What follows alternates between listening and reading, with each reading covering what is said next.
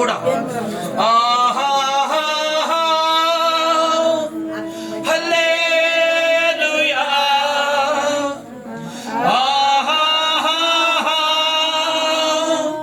హల్లెలూయా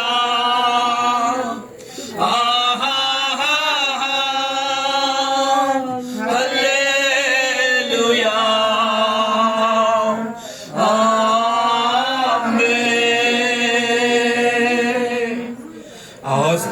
ఆశ్చర్యకరుడా అందరూ వచ్చిన పాటిది ఆలోచనకర్త స్తోత్రం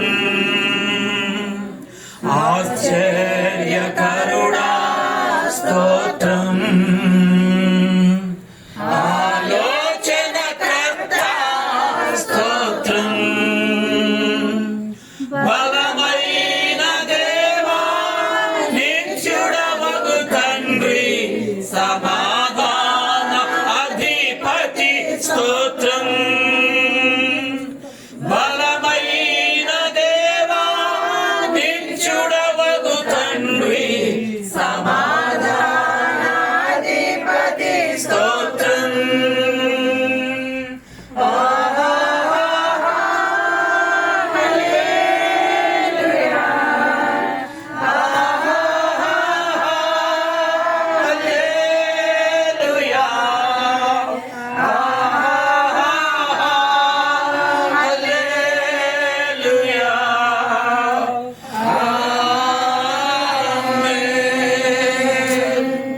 ప్రియమైన వారులారా, ఈ సంవత్సరాంతంలో కృతజ్ఞత కలిగిన జీవితం ఎంత ఆవశ్యకమో. స్తుతి యాగము చెల్లించుట దేవునికి ఇష్టమైన యాగం.